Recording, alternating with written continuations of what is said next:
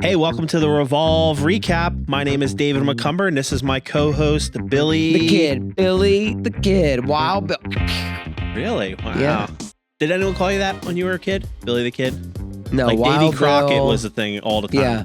I've definitely gone Wild Bill more than Billy the kid. Wild Bill. Because I was never a kid, actually. I just was You were born as an like adult. Adam. You were just born as an born as an adult. Yeah. Well, welcome to the Revolve Recap, and we have some announcements of what's going on at Revolve. It's the truth. We do have some announcements, and then we're going to kick it off with Davey because it's really his announcement. So Davey Crockett. Hey, have you ever wondered, John 15, we talk about John 15 a lot and talks about abiding and, to abide, to bear fruit, you got to abide, you got to be connected. How do you even do that? What does that even mean? Abide. That's a good question. How do you abide? If I had that question, how do I abide? What does that even mean? What does that even mean? What could one do to find an answer to such aforementioned question? You could come here to the church office this Saturday, June 13th, from 9 to 10:30. I'm going to do a little class. And what I'm going to do is I'm going to basically do my quiet time in front of everybody. Well, everybody just watches you. Well, everybody watches awkwardly. me. Yep. They're gonna sit in a circle, and I'm gonna be in the middle. It's gonna be like an ASMR coffee. video. Yep. No, I'm just gonna kind of talk about how to do a quiet time. What is it? Is it just reading a devotional on YouVersion? Is it watching a YouTube video of meditation music? What is it? No, it's not those things. I know it's not those things. Well, David, that sounds like a great opportunity. 45 minutes of the class. No, so 9 a.m. here at the podcast studio, aka the office, which is where the Bayshore movie theater used to be. That's which is on your way to the ferry. Yep. Okay. Yep. Come check it out. Do you have to sign up for it or anything? No, just come on by. There's, we're just gonna come. Bring a snack for David. You can bring donuts, bagels. I'll probably, we'll have coffee here. Maybe I'll bring some juice or something.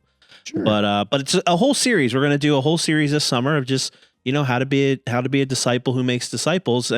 But the most important thing is to abide and be connected to the Father. Because apart from Him, you can do nothing, David. Nothing. What do you got? What's your announcement? My announcement is, guys, June 21st at 9 a.m. we're having church. Not June 21st at 10 a.m. June 21st at 9 a.m. And not only is it going to be at 9 a.m., it's going to be at 2 Mile, not at LCMR. There's a lot of numbers there. There's a lot of 9s, 10s, June, 2s. June 21st, Sunday, June 21st, Revolve Church will meet at 9 a.m.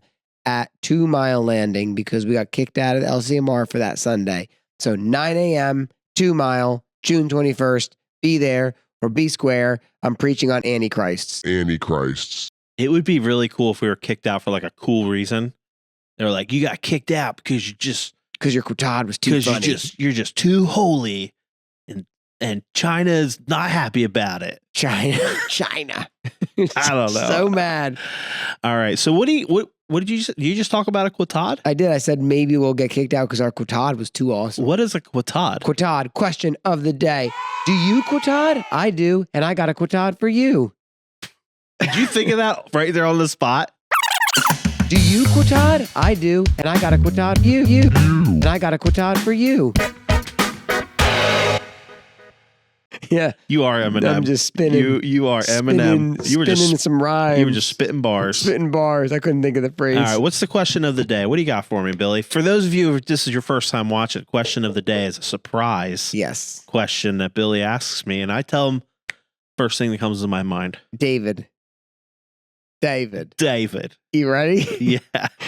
If you could instantly... I've gotten in trouble on like the last 4 quotads, just so you know. All right, well, if you could instantly become an expert in one completely useless skill, what would you choose? Instantly, because I realize useless is a relative term, because if you're good at anything, all of a sudden it makes money. Yeah. But if you could instantly... Like Arctic drilling. Yes, if you could instantly become an expert at any skill, let me just say that, any skill, what would you choose? But it has to be kind of dorky. It can't be like, well, I'd pilot a helicopter. Yeah, no. And that wouldn't be useless. Well, if it's a skill, I feel like a useless skill, I think... Like playing the spoons. No, I think a useless skill would be like making handmade Pot holders. VHS tapes. It would be completely useless. Beta. No, this is what I do. Oh, you're going next level with useless. This is what, yeah. So I'm thinking useless. Like, this is what I do. I archive.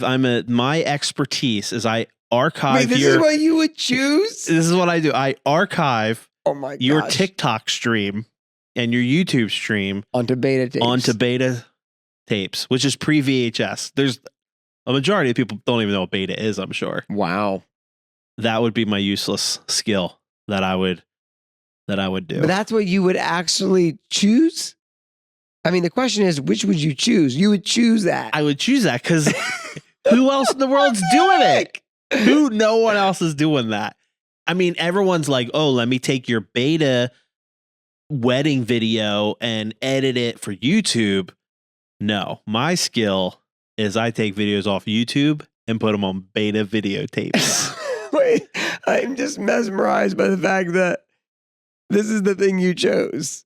Like, it's not like you chose it because you were like, I need to think of something useless. You were like, I want to think of the most obscure thing on the planet. Like, you could have chosen like beard braiding. So Corey does this to me. This is the same thing he does to me. He'll be like, would you rather have no hands or no feet? And then I'll say like, oh, I don't know, no feet. Right. And he's like, that's the stupidest answer ever. Don't ask me the question. And then, all right. So what would your skill be? So the question was, if you could instantly become an expert in one completely useless skill, what would you choose?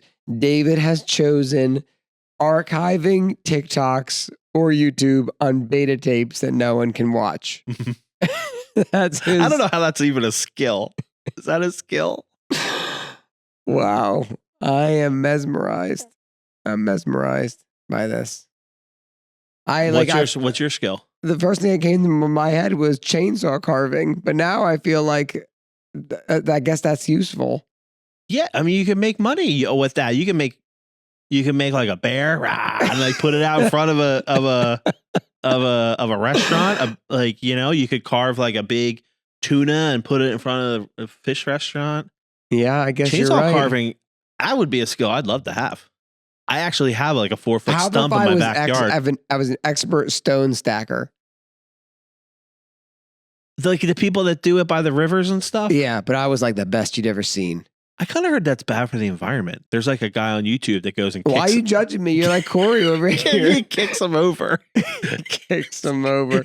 Meet Stuart, also known as the Peak District Viking. He's a keen hiker who's on a mission to raise awareness of the damage stone stacks do to the environment by kicking them over. His video as he goes around, he just kicks them over. What if my useless skill was I could speak beaver?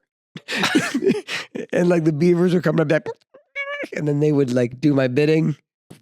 Is that a skill? I don't know. But I think that's an impossible skill. Juggling chainsaws while speaking to beavers. No. So, all right. So the fun part of the Quotata is asking people is what they would do. What would be your useless skill? Completely useless skill. Actually, when I was brainstorming this question, the first thing I thought about was being like awesome at playing the spoons. Yeah. All over the place. I was just thinking when you said useless, I was thinking. What if it was a semi-usable skill, like an obscure skill? Like chainsaw carving is an obscure skill. So what if it was if you could instantly be good? If you could instantly. Where I come from, everybody knows how to carve with a chainsaw. Because you grew up in Montana with a big restaurant family. Yeah. All right, if there's any obscure skill that you could be great at, what would it be? Instant expert at an obscure skill. I think it'd be cool to be able to hold my breath for a real long time. Okay, knife throwing.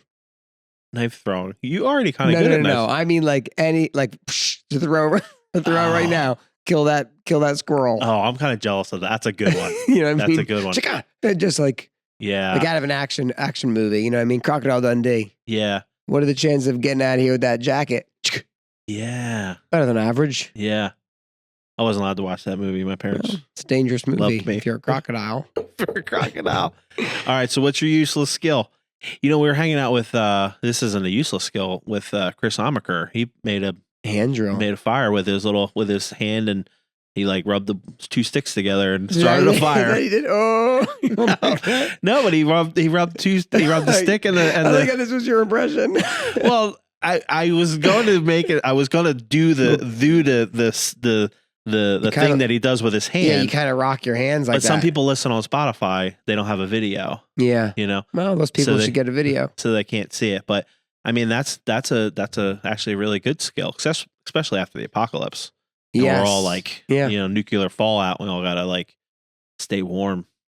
Yeah, and all the lighters are gone, and someone's got to light my beta tapes on fire. Chris Amaker. All right, so Chris, you got a shout out. Congratulations, new listener. All right, so we're gonna take a quick break, and then we're gonna come back with a new segment, right? Or is this old segment? No, it's a new segment. I got no idea what's going on. So we're gonna segment. You know how like I come up with a question that David doesn't know? Well, the new segment is called Pastor Reacts. Yeah. That's when David comes up with something that I didn't know about. Yep. So stay tuned. We'll be right back.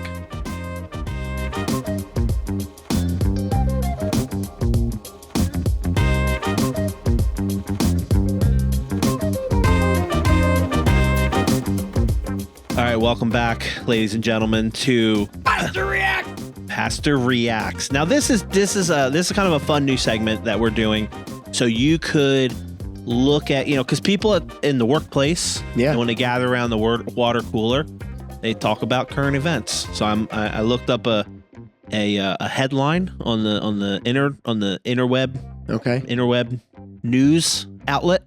I'm ready. Presbyterian. That's like a Christian thing, right? Presbyterian? Yeah. I always thought it was.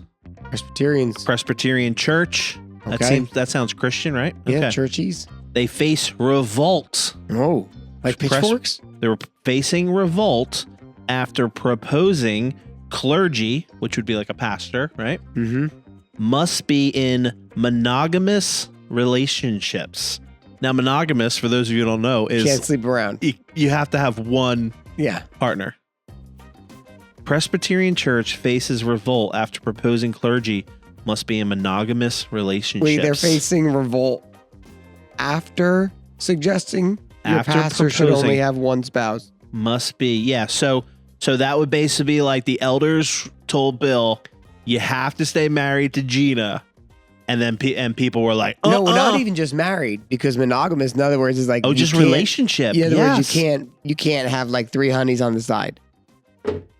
How does a pastor react to that as a good doctor reverend? As the good doctor would tell you, 100% chance that's the PCUSA denomination, because there's no way there's another denomination that's discussing that PCUSA. So PCUSA in like the early 2010s allowed homosexual marriage of their clergy, and now they're discussing.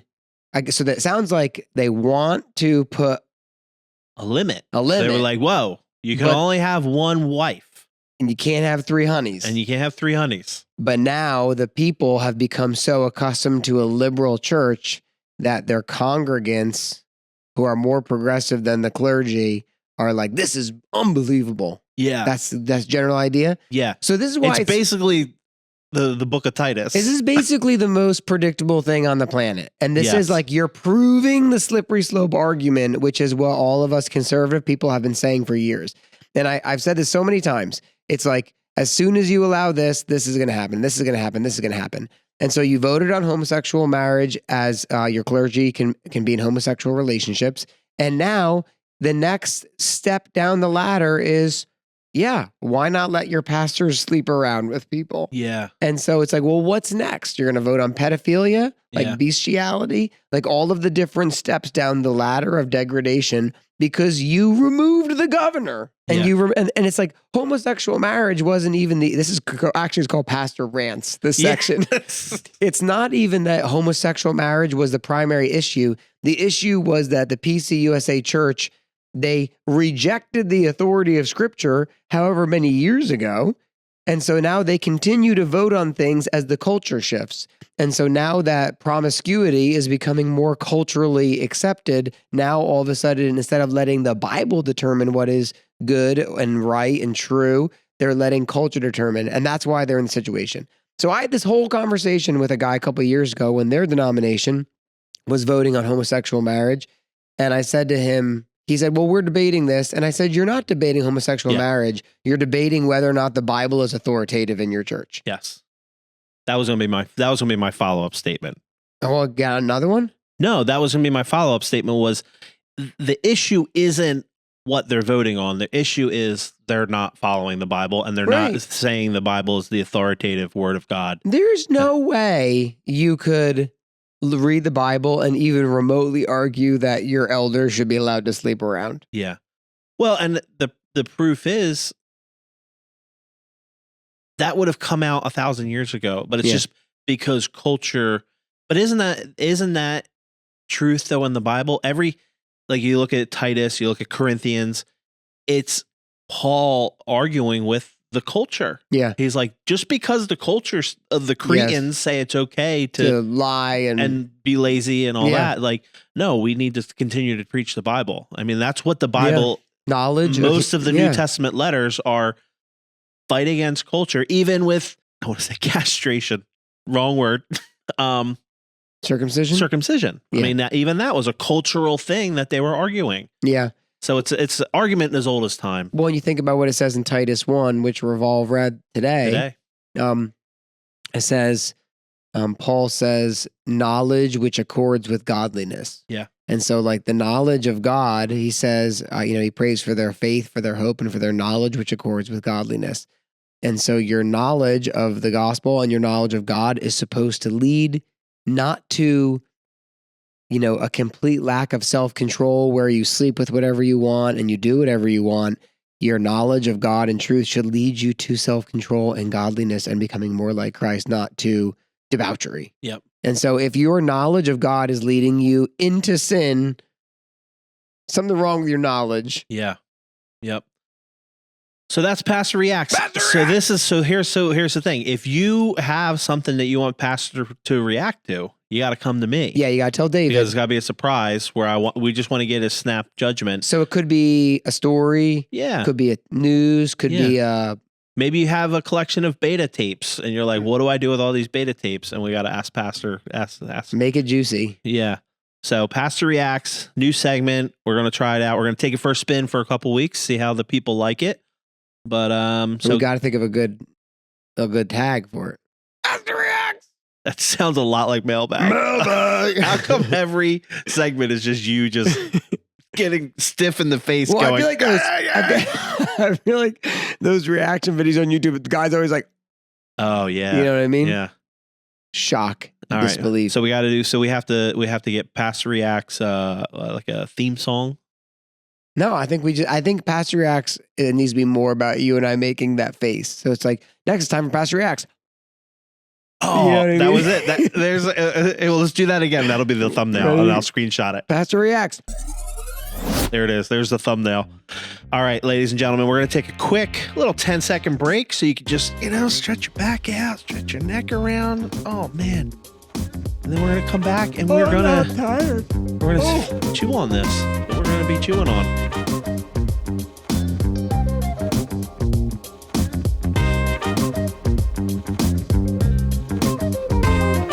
Hey, guys.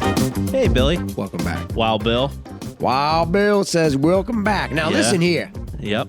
So, you guys are accustomed to me turning to David or David turning to me and saying, what you chewing on? What you chewing on? Oh, we thought we would amp it up. And instead of just being, hey, David, what you chewing on? Yeah. We want to combine the sermon recap and the what you chewing on and the mailbag into one epic segment thing called Chew on This.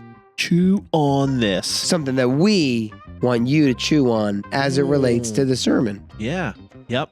An undercooked steak. Just chewing on it. So, chew on this. David, how about you start us off? Tell everybody, remind them. I know they know, but remind them what the sermon was about, and then we're going to tell them what to be chewing on. Okay. So, sermon yesterday, 1 John chapter 2 was talking about, John was giving some questions, some observations on what it looks like to be a follower of Christ and how, that if we love Christ, we're obedient. But at the same time, our sins are covered by the blood of Christ. So kind of finding that balance of, obedience, but also not like walking in legalism.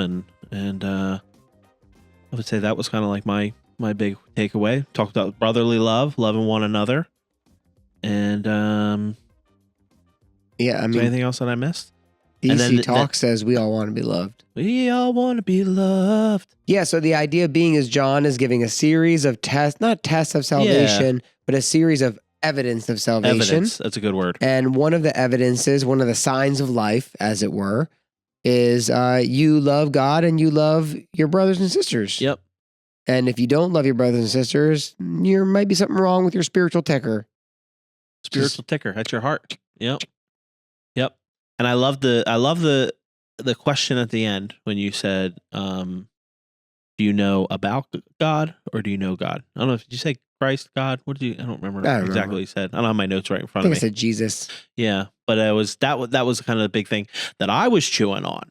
Was so like, tell, well, what does that look like? Tell me this as it relates to that. Okay. All right. The chewing of the chewing is about, what do you guys need to be chewing on as it relates to being a disciple who makes disciples in light of the sermon? Yeah. And so if you were going to take that question, or do you know about Jesus? Do you know Jesus? Yeah. And you were going to say, hey, church, chew on this. Chew on this. What would you tell them to chew on as it relates to that question? I think that I would wonder, does Christ play any role in your decision making throughout the day? So for an example, and the thing about Revolve Recap is complete we just put it all out there. Spontaneity. We don't filter it. This is the real deal. It's like a clove cigarette. But last night, Melissa and I were talking, and a person came up that there was potential for gossip. And I stopped her because I'm the man of the house. It wasn't you. It wasn't you. It was Gina. It wasn't you. It was Gina. No, it wasn't you. And I just stopped her and I said, is this going to be like a good conversation? Or is this going to be gossip? Yeah. And she said, she's like, no, it's not gossip. I'm just, just telling you what they need prayer for. Yeah. Because, that's how you get around and gossip. You were like, the only way to be sure if this is gossip is if you tell me. Yeah. And yeah. You tell me if it's gossip. But no, it was just, but there was like this like light bulb that went off in my head that was like, hey, I think we're not because it was fresh in my mind from the sermon. It was like, this isn't loving if we have this conversation. Sure. And it was like, but if we were to like just get in on that and just start gossiping and start, stirring the pot, was that allowing God to have any authority in my life? Yeah, whereas if it's just knowing about God, it doesn't really matter if he has authority in your life. But I think the question for the congregation is, that was my example. But, if you're making decisions on a job or you're making decisions on moving and it's just like, oh, this is a good opportunity. It's like, well, are you praying about this? Are you going to be able to find a good church to go to? Are these like things that you're chewing on as well? Or is it just like, hey, I'm going to make like a lot more money at this job? But it's like, if you can make a lot more money, but you're going to not be a part of a church, or you're going to be, ruin your marriage. Yeah. Or something like that. It's what role does Christ and the Bible and the teachings, play in your life? Yeah. So that would be my chewing on this. So chew on that is what David is saying. He's saying, you got to chew on this. Make sure that God is actually having an active role in your day-to-day stuff. You're living. Yeah, because you go to church on Sunday, and then right after church, you're like, well, we got to make sure we pray for lunch because it is Sunday. It is Sunday. Yeah, or and then I'm going to go to DG, but that's like, does the rest of your decisions throughout your life revolve around Christ and his teachings? That's good. What about you? This is what I want you to chew on. Yo, church. Yo. Chew on this. Straight talk with Billy. Straight talk. It all comes down to love. And what I mean by that is we all want to be loved. What I mean by that is you have like the love is the driving engine, and then you have this action. And when you remove love as the engine, it just turns into religion.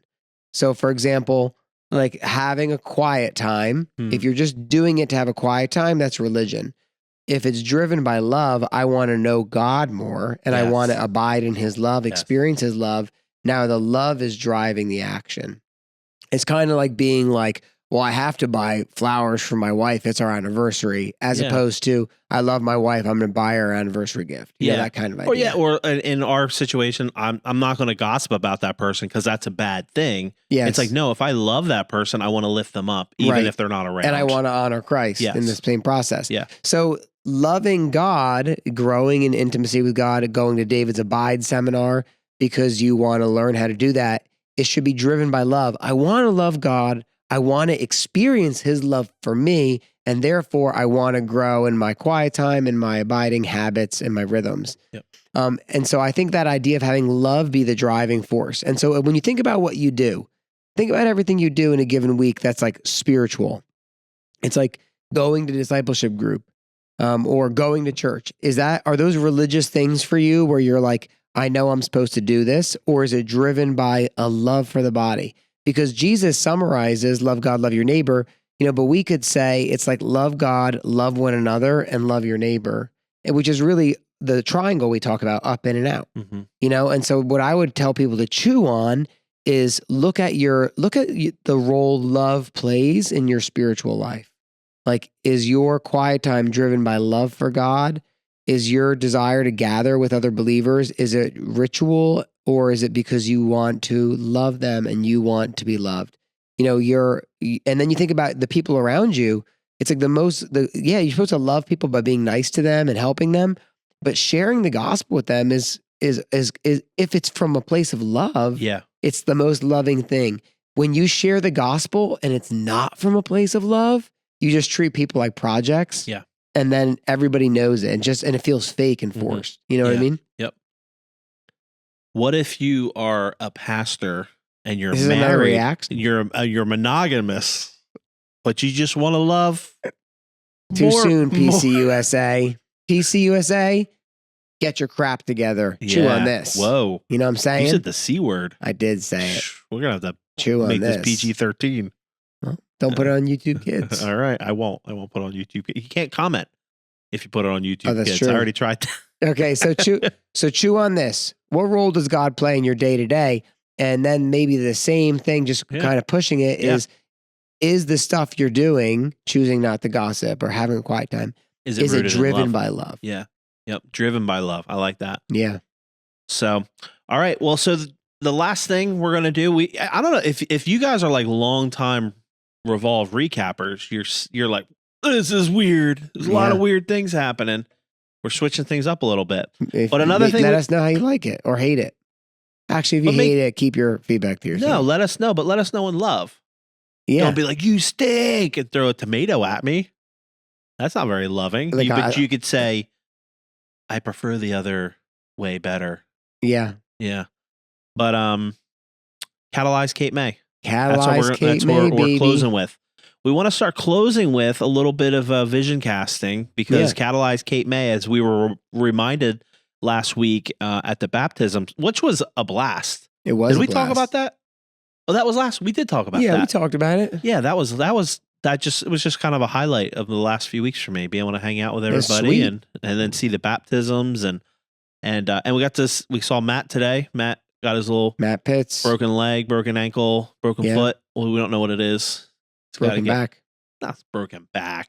Oh, it was just an ankle. Broken ankle, right? Yeah, it's an ankle. So, yeah, he didn't have a back brace on. So, but he'll get baptized in August, right? Lord willing. Lord willing. You never know. No guarantees in life. Jesus might come back. Well, I hope he gets baptized before that, depending on what your theology is. So Catalyze Cape May. Catalyze Cape May is vision casting. Vision cast. So Catalyze Cape May, what is it? First off, go to catalyzecapemay.com and watch the video. There's like a cool little minute and a half video. It is sweet, I'll put a guys. link at the bottom. It was a lot of fun to make and it's entertaining. And David got in trouble at I got in Lowe's. trouble at Lowe's, and it's in the video. So that should be the reason, one of the reasons to watch it. But we want to see 100 Discovery Bible studies started in 2026. Yes. And that is Catalyze Cape May. And I want Phase 1. That's because this is going to be an ongoing phase thing. 2 is the world. Yes. Yeah. But no, so I want to tell you about a Discovery Bible study that has been started in Cape Yeah. May. And so, yeah, go ahead, Billy. No, you guys say something? No, I was going to say the reason we want to start sharing this on Revolve Recap is starting a Discovery Bible study, like reading the Bible with non-Christians seems really scary. And we're trying to show you in these stories that it's not. Yeah. So go ahead. I mean, it would be scary if they were like werewolves. Well, we want you to start Discovery Bible studies with humans, Yeah, that's a good point. not werewolves. Yeah, not werewolves, Okay. but don't be scared. All right, but But what if a vampire comes or well, some other? I heard vampires and werewolves hate each other. That was in the Twilight books. Okay. I don't know if you're Team Edward or Team Jacob, but All right, anyway. I'm Team Catalyze Cape May. Catalyze Cape May. I want to tell you guys about a Discovery Bible study that's been going down for about 7 weeks. And that's we had some pipeline grads who, by a series of connections, I got connected with the chaplain on the Coast Guard base and basically pitched this idea to him. He was green light on it. And for the last 7 weeks on Sunday morning from 8:30 to like 9:30, we've had people from the pipeline going and doing Discovery Bible studies with the recruits who are going through boot camp. Awesome. And they said they average about like 10 a week, 10, but sometimes they've had as many as 30 people doing Discovery Bible studies. And they said every single week, someone's been in tears. They've had people who have talked about how they want to grow in their faith, learn to read the Bible. Yeah, people who were agnostic, people who were atheists coming to So read that's the Bible. awesome. It's amazing. It's amazing. Now, and this is so the whole thing with Catalyze Cape May, and you'll see this in the video, is we want to see this spread. And this is almost like God setting up a tee with a tee ball and wanting you to hit a home run, because we're tracking these Discovery Bible studies, and we want to see them generationally multiply. So we would love to see someone come to this Discovery Bible study at the Coast Guard base and then be transferred to Wichita, Nepal, or Elizabeth City. Yeah. And then them start a Discovery Bible study and teach someone else how to start a Discovery Bible study. And that's like this whole thing of like multiplication. So this is actually really, really exciting stuff. And but start a Discovery Bible study, interact with people where you live, work, learn, and play. Invite them to read the Bible with you. If you don't know how to lead a Discovery Bible study, shoot us an email, grab Bill or I on a Sunday. We will teach you, but it's super easy, and we just want to get people in the Word. That's it, guys. That's all we care about. Let the Word do the work. David, can I ask you a question before we sign off? Sure. If Melissa could come up with any useless skill, what do you think she would choose? It'd be probably some sort of skill to build a room that is silent, because like a panic room. She loves some quiet. She does love quiet. She likes to read. Yes. In the quiet. Her thing is reading. And sometimes when Corey's playing video games in his room and he's like yelling at kids that he doesn't know on the internet, she puts noise canceling headphones on and reads on the couch. With the room's on fire. She's got a cup of tea. Yep. So that would be her useless skill. Building panic rooms. Building panic rooms. Hey guys, Great. Thanks so much for watching the Revolve Recap or listening. If you listen on Spotify or Apple, let us know what you think of the new format. Yeah. And we'll see you next week. Or hear you. Or you'll hear us. Well, we'll hear you when you respond. That's right. When they give a pastor react. Hey, answer the question of the day in the comments. Yep. We'll see you Sunday. Bye-bye.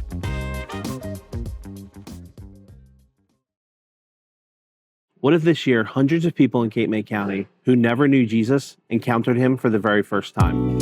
That is the vision God gave us for 2026, to start 100 new Discovery Bible studies across Cape May County. Excuse me, sir, can't do that. Oh, I'm sorry. I'm done. I'm just shooting a video for sure. It would be amazing if hundreds of people around Cape May County were reading the Bible for the first time. But what if people in those 100 groups started another 100 groups next year, and that pattern continued?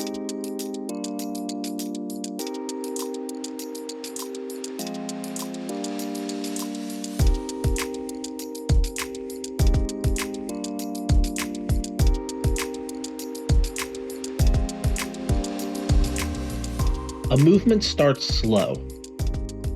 100, then 200, 400, 800, 1600, 3200, in just a few years. If the movement continues, over 1 million Discovery Bible studies will have started. Millions of people are reading the Bible and discovering Jesus for the first time. And that's our prayer this year, that 100 people in Revolve will invite friends, family members, and coworkers who never read the Bible to start a simple Discovery Bible study. This isn't just a plan to fill Revolve's church seats. We want this to accelerate a gospel movement that starts in Cape May and reaches the ends of the earth. Are you ready to catalyze Cape May?